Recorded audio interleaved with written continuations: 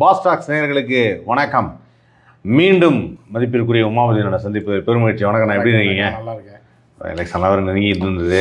எல்லோரும் இன்றைக்கி ஓட்டெல்லாம் போட்டிருப்பாங்க. இப்படி இருந்தாலும் இந்த மாதிரி சில விஷயங்களை பற்றி பேசலான்னு நமக்குன்னே சில பேர் மாட்டுறாங்க அப்படின்வாங்கல்ல. சமீபத்தில் வந்து இந்த வாட்டர்மெலன் ஸ்டார் திவாகர்னு ஒரு தம்பி, நல்ல தம்பி அது. அந்த தம்பி வந்து நேராக போய் விஜய் டிவி ஆர்டிஸ்ட்லாம் என்னை இரும்பு ராடால் அடிச்சிட்டான்னு சொல்லிட்டு போலீஸ் ஸ்டேஷனில் கம்ப்ளைண்ட் கொடுத்து பெரிய ப்ராப்ளம் ஆகிடுச்சு. என்ன ஆச்சு அப்படின்னா, இந்த மாதிரி என்னோடய வளர்ச்சி பிடிக்கல, அதனால தான் அடிச்சிட்டாங்க அப்படின்னு சொல்லி கம்ப்ளைண்ட் கொடுத்துட்டாப்புல. மாகாபா மேலேயும் புகழ் மேலேயும் கானா வினோத் மேலேயும் கம்ப்ளைண்ட் கொடுத்துட்டாப்புல. ஒன்ஸ் வந்து கேட்டிருக்கிறாங்க.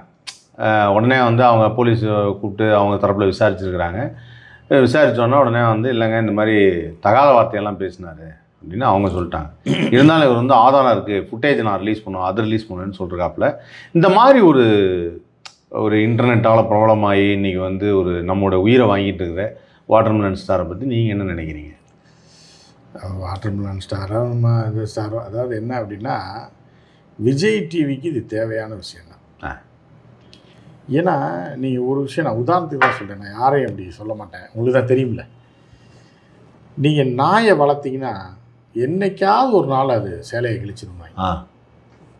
நம்ம பழைய பழமொழி என்ன ஒன்று இருக்குது, நாய் சாவகாசம் சேலையை கிழிச்சிடும்.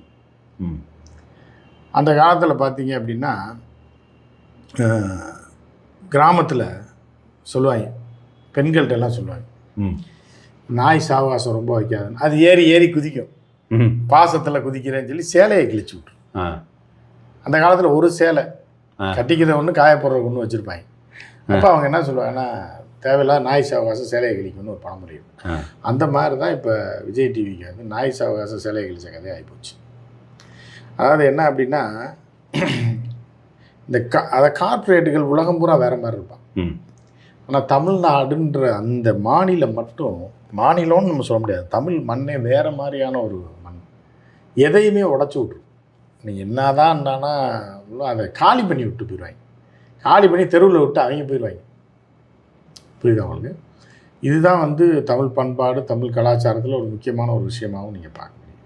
இப்போ கார்ப்பரேட் வந்து என்ன பண்ணுறாங்க அப்படின்னா, எவனாவது லூஸு எருவ மாடு குளிப்பாட்டுறவன், ஏன்னா அந்த மாதிரியான ஆட்களை வந்து ப்ரொமோட் பண்ணி கொண்டு வருவாங்க. எதுக்காக கார்ப்பரேட் அப்படி கொண்டு வரான் அப்படின்னா, கடைநிலையில் இருக்கவனும் நம்மளும் இப்படி ஆக முடியும் அப்படின்னு நினச்சா மட்டும்தான் இந்த க்ரௌட்டை வந்து புல் பண்ணி கொண்டு வர முடியும். நீங்கள் கமல் ரஜினி மட்டும்தான் ஸ்டாரு, அவங்க தான் கமல் ரஜினி விஜய் அஜித் தான் நடிகர்கள், மித்தவெல்லாம் நடிக்க முடியாது அப்படின்னீங்கன்னா கனவுகளை தூண்டி கொள்ளையடிக்க முடியும், காசு சம்பாதிக்க முடியும்.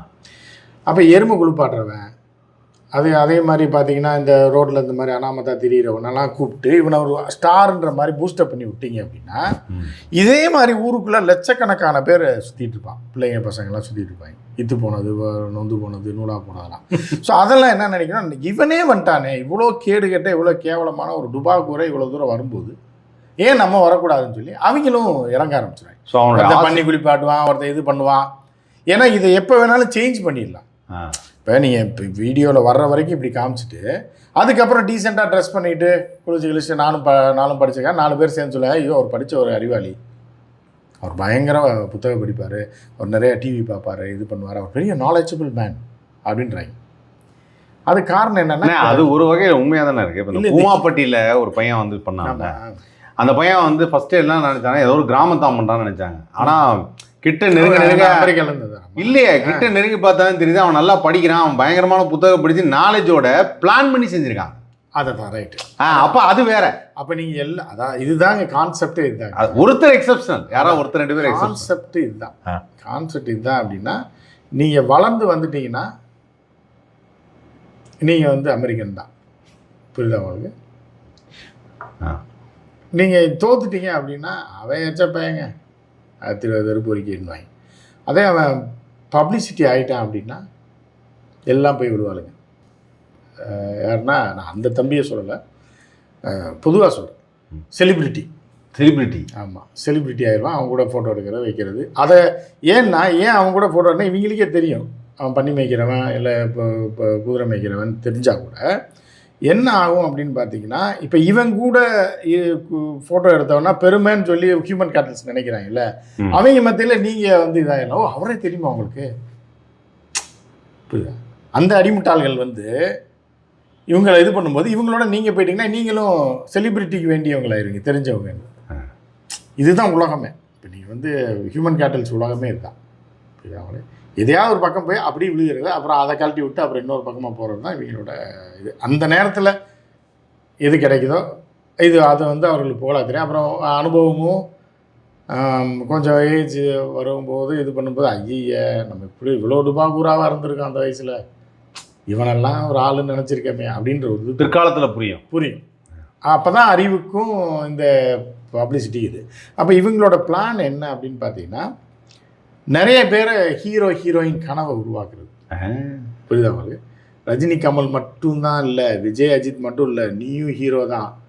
நீ வந்து எங்கள் டிவியில் வந்துட்ட அப்படின்னால நீயும் செலிப்ரிட்டி, உனையும் ஹீரோ ஆக்கிடுவாங்க அப்படின்னு சொல்லி இழுத்து விடும்போது அவன் 2 படத்தில் காணாமல் போயிடுவான். ஒரு இப்போ நீ யூதர்களுக்கு எதிராக நிறையா விஷயங்கள் வந்தாலும் ஒரு யூத தத்துவம் இருக்கு. புரியுதா? அது என்ன அப்படின்னு பார்த்தீங்க அப்படின்னா, ஒரு கோடீஸ்வரன் இருக்கான்ல, ஒரு கோடீஸ்வரனை கஷ்டப்பட்டு முன்னேறி ஒரு இடத்துக்கு வந்த ஒரு செலிபிரிட்டியாக வரவனோ, இல்லை ஒரு கோடீஸ்வரனாக வரவனோ, இல்லை ஒரு இடத்தை பிடிக்கக்கூடிய ஒருத்தனை வரான்னா அவனை சரிச்சு விடவே முடியாது. அவன்கிட்ட இருக்க எல்லா காசையும் நீங்கள் பிடிக்கிட்டீங்கன்னா கூட, ஒரு அந்த பணக்காரனை பிச்சைக்காரன் ஆக்கி விட்டிங்கனாலும் ஒரே வருஷத்தில் அவன் எந்திரிச்சு வந்து வேறு ரூபத்தில் நிற்பானான். ஒரு பிச்சைக்காரன்ட்ட போய் கோடிக்கணக்கான பணத்தை கொடுத்தீங்க அப்படின்னா ஒரே வருஷத்தில் அதெல்லாம் தொலைச்சிட்டு திருப்பி பிச்சைக்காரன் ஆயிடுவான். புரியுதா? அப்படின்னு இது வந்து ரொம்ப ஃபேமஸான ஜூஸ் கோட். அது இன்றைக்கி வந்து யூதர்களை பலருக்கும் தவறான கணிப்பிலையோ இல்லை பிடிக்காமல் இருக்கலாம். ஏன்னா அந்த அரசாங்கங்களும் அந்த இவங்களும் ரொம்ப மோசமானவர்களாக இருக்காங்க. இந்த அரசாங்கங்கள் தாக்குதல் நடத்த அதெல்லாம் பண்ணுது. ஆனால் எல்லாம் எங்கே நல்லது விஷயம் இருந்தாலும் அது எந்த இதில் இருந்தாலும் ஒரு எடுத்துக்கணும். எடுத்து காட்டுற மாதிரி அவங்க வந்து ஒரு கோட் வச்சுருக்காங்க. என்னென்னா, ஒரு பிச்சைக்காரன்ட்ட காசு கொடுத்தேன்னா ஒரு வருஷம் கழித்து பார்த்தேன்னா அந்த கோடியில் இப்போ அதை தான் அவங்க உதாரணத்துக்கு சொல்கிறான். ஒரு லாட்ரி சீட்டில் ஒருத்தன் காசு விழுந்தவன்னு நீங்கள் பாருங்கள், 1 வருஷம் 2 வருஷத்தில் திருப்பி அதே நிலைமைக்கு வந்துடுவாங்க. அதை பணத்தை பாதுகாக்க தெரியாது, என்ன பண்ணணுமே அவனுக்கு தெரியாதான்.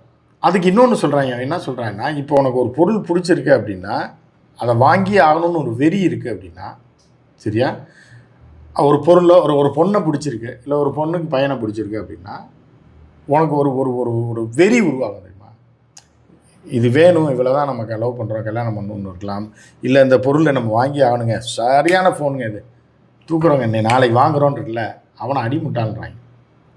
அவனா சொல்கிறான்னா, உனக்கு ஒரு தோணுதா, அதை வாங்க முடிவு பண்ணிட்டல, அப்படியே விட்டுரு, ஆற போட்டுரு, அது உனக்கு பிடிச்சிருக்குல்ல, ஆற போடு. 1 மாதம் கழித்து உனக்கு அதே இது தோணுச்சு அப்படின்னா டக்குன்னு உடனே அதை வாங்கிடுன்றான். நல்லா இருக்குது, கரெக்டு தான். ஆனால் இன்னைக்கு வேணும்னு நீ வாங்கின அப்படின்னா, நீங்கள் இந்த காதலன் படத்தில் வர எஸ்பிபி மாதிரி ஒரு விஷயத்த சொல்கிறீங்க, எதுவாக இருந்தாலும் 5 நிமிஷம் யோசி, அதுக்கப்புறம் நீ எடுக்கிற முடிவு எதுவாக இருந்தாலும் சரியாக. அதுதான் வந்து ஒரு தத்துவம். நீ ஆற போடு. அப்பவும் அந்த பொருள் மேலே நீ மோகம் வச்சுருக்க, உனக்கு வேணும் அப்படின்னா அப்போ நீ ரொம்ப அது மேலே அஃபெக்ஷன் வச்சுருக்க, அதை வாங்கிடுன்றான். பாடுபட்டா வாங்கி. நீங்கள் சொன்னதை வச்சு சினிமாவே எடுக்கலாமே. அதுதான். ஸோ இது ஒரு பெரிய தத்துவம். புரியுதா உங்களுக்கு? அது மாதிரி நீங்கள் பழைய செலிப்ரிட்டிஸ் இருக்காங்கல்ல, 2000க்கு முன்னாடி வரைக்கும், 2010 முன்னாடி வரைக்கும் உள்ள செலிப்ரிட்டிஸ் இருக்காங்கல்ல, இல்லை 2020 வரைக்கும் முன்னாடி இருக்க செலிப்ரிட்டிஸ் இருக்காங்க. அவங்க கதையே வேறு. அவங்க பூரா கஷ்டப்பட்டு அலைஞ்சு திரிஞ்சு ஒரு பேஸை போட்டு அவனை பிடிச்சி இவனை பார்த்து ஃபெயிலியரு, கஷ்டம், நஷ்டம் இப்படின்னு ஒரு வளர்ச்சியில் வருவான். ஆமாம். வரும்போது அவனை வந்து நீங்கள் காலிப்பா ஒரு கட்டத்தில் பீக்கில் போகிறான், டவுனில் போயிட்டான்னா கூட அவனை தூக்கி குப்பையில் போட்டிங்கன்னா கூட திருப்பி ஒரு நாள் எந்திரிச்சு வந்துடுவாங்க. ஆமாம். ஏன்னா அவனுக்கு ஒரு பேஸ் இருக்குது. ஒரு 5 வருஷம் 8 வருஷம் ட்ராவல் இருக்கும். ஒரு 10 வருஷம் ட்ராவலில் வந்து ஒரு இடத்துக்கு வந்துட்டு ஏதோ ஒரு காரணத்துக்காக அந்த இடத்த இழந்திருப்பான். அது ஒன்று சூழ்நிலை காரணமாக இருக்கலாம், இல்லை அவனோட முட்டாள்தனம், இல்லை அவனோட திமிராக இருக்கலாம். அப்போ வந்து அவன் அதை கரெக்ட் பண்ணிட்டு திருப்பி உள்ளே இறங்கினான்னா திருப்பி மேலே வந்துடுவான். ஆனால் இந்த டுபாகூர் செலிபிரிட்டிஸாக இப்போ இவங்க உருவாக்குறாங்க இல்லை, பிராய்லர் கோழியில், இதாண்டா ஹீரோ. இந்த பிராய்லர் கோழி, ஆமாம், அது பறக்கவும், அது உயிரோடு இருக்கும், அதனால் நடக்கவும் முடியாது, பறக்கவும் முடியாது, அது கறிக்கு மட்டும்தான் உதவும். இப்போ உள்ள பிள்ளைங்களும் சரி பசங்களும் சரி இந்த நடிக்கிறதுக்கு வராங்க, இந்த இதில் வரான் அதில் வரான்றான், இது பிக் பாஸ்ன்றான் இதுன்றான்ல, இவங்க பூரா வந்து பிராய்லர் கோழி மாதிரி டக்குன்னு ஃபேமஸ் ஆகிடுவாங்க. பார்த்தா இவர் தான், அவர் வந்து இதில் வந்தார், இந்த அதில் வந்தார், இந்த ப்ரோக்ராமில் வந்தாருன்னு வாங்க, உடனே ஹீரோ ஆயிடுவான். அதெல்லாம் உண்மை. ஆனால் படம் ஓடாது. இல்லை ஓடும், ஒரு 3 படம் தான், இல்லை 5 படம். எங்கே இருக்கான்னே தெரியாது. அடுத்து ஆமாம், இவன் எங்கே இருக்கான்னே தெரியாது. ஏதாவது ஒரு மூலையில் ஊரை விட்டு ஓடி போயிடுவாங்க, இல்லையா கொஞ்சம் விவரமானவன் ஏதாவது தொழில் பிற கல்யாணம் பண்ணி செட்டில் ஆயிடுவாங்க, இல்லைன்னா எங்கேயாவது கண்காணா இடத்துல போய் ப்ராஸ்டியூஷன் பண்ணுவாங்க. அந்த 5 வருஷம் தான் இவரோட லைஃபே. அதுக்கப்புறம் மீதி காலத்தை நீ எப்படி ஓட்டுவ? நீ ஒரு ட்ராவல் இருந்தது அப்படின்னா அது எல்லாமே ஒரு உணர்வு தான். இப்போ 35 வயசில் நீங்கள் வந்து இப்போ நீங்கள் உங்களே எடுத்துக்கங்க, சன் டிவியில் வந்துருக்கீங்க, இப்போ 28 வயசு 27 வயசில் வர்றீங்க. அப்போ அந்த 7 வருஷம் நீங்கள் ஒரு ட்ராவல் பண்ணி கஷ்டப்பட்டு வந்து அந்த இடத்த பிடிச்சி அதில் ஒரு 10 வருஷம் ட்ராவல் பண்ணி அதுலேயே உங்கள் வயசு 40 போயிடும். அப்போ ஒரு பெரிய அனுபவம் இருக்கும். ஆமாம், அதுக்கப்புறம் பின்னாடி இதே போட்டு ஏதாவது இது பண்ணிக்கலாம். அதாவது சர்க்கிள் வந்தாலும் சமாளிக்கலாம், பண்ணலாம். அது என்ன ரூட்டுங்கிறது படிப்படியாக என்ன ரூட்னே தெரியாமல் திடீர்னு ஒருத்தவங்களுக்கு வரான், குழுக்கள் முறையில் தேர்ந்தெடுக்கிறான், நீ அடுத்த இதில் வந்துடுறீங்க, அடுத்து உங்களுக்கு ஒரு லிஃப்ட்டு, டப்புன்னு ஒரு படம், என்னன்னே தெரியறதுக்குள்ள உங்கள் வாழ்க்கையை முடிஞ்சு போயிடும். அடுத்து நீங்கள் என்ன பண்ணுவீங்க? நாய் கூட சீந்தாது. சத்து சாய்ராம்னு ஒரு பாடகர் வந்தான் பாருங்க, தெரியுமில்ல உங்களுக்கு? எஸ்பிபி எத்தனை வருஷம் இருந்தார்? செத்ததுக்கு எல்லாம் அழுதாங்க, ஐயோ தலைவா அதுக்குள்ளே செத்துட்டே நீ என்ன பாட்டு பாட வேண்டியது இருக்கு, எல்லாம் உருகுனாங்க. கரெக்ட். யேசுதாஸை பார்த்தா உருகுறாங்க, ஜானகியை பார்த்தா உருகுறாங்க, இளையராஜாவை பார்த்தா சாகுறாங்க, ஏஆர் ரஹ்மானை பார்த்தா இது பண்ணுறாங்க. ரைட்டா? இப்போ ஏஆர் ரஹ்மான் கடைசியாக ஜிவி வரைக்கும் வச்சுங்க. ரைட்டா? இப்போ எவனா ஒருத்தன் 2 படத்துக்கு மேலே இப்போ மியூசிக் போட்டிருக்கான்னு காட்டுங்க பார்ப்போம். அந்த படம் வைப்புன்றாங்க, இதுன்றாங்க, பிச்சுக்கிட்டு போகும். அதோடு அவன் எங்கே இருக்கானே தெரியாது. ஆமாம், சில பேர் வந்து அந்த ஒரு சில படங்கள் ஒரு படங்கள் ஒரு படம் 2 படம், ஏன்னா அவனோட சரக்கு அவ்வளோதான், அது ஏதோ ஹிட் ஆயிடும். இது மியூசிக் டைரக்டர் மட்டும் சொல்கிறேன் நான். டைரக்டர், நடிகன், போனவன் வந்தவன் எல்லாம் 5 தான். 5 ரொம்ப பீக்கில் பண்ணால் 5ன்றதே பெருசு. இடையில ஒரு தம்பி வந்து மியூசிக் டைரக்டராக இருந்து கதாநாயகன் ஆனார் தெரியுமா? டைரக்ஷன்லாம் பண்ணார். எங்கே அவர்? மியூசிக்லேயும் காலி, டைரக்ஷன்லேயும் காலி, நடிப்புலேயும் காலி. அவ்வளோதான் பேக்கப். அதிகபட்சம் அவர் ஆடின ஆட்டம், அவர் பேசின பேச்சு, அவ்வளோதான். அவங்க லைஃப் வந்து நீர்க்குமிழி மாதிரி. ஸோ இதுதான் நீங்கள் இப்படிப்பட்ட ப்ராடக்டை தான் அவங்க உருவாக்கணும்னு நினைப்பாங்க. யார்? கார்பரேட்ஸ். ஏன்னா இவன் கமல்கிட்டையும் ரஜினிகிட்டையும் போய் நிற்க முடியாது, விஜய்கிட்ட போய் தொங்க முடியாது, அஜித்திட்ட போய் நிற்க முடியாது, பார்க்கவே முடியாது. அவங்க எப்போ கூப்பிட்றாங்கன்னு சொல்லி இவன் வாயை பழந்துட்டு இருக்கணும். இந்த பிராய்லர் கோழியில் இவன் உருவாக்கிட்டான் அப்படின்னா இவன் சொல்கிற இடத்துக்குலாம் அவன் வருவான்.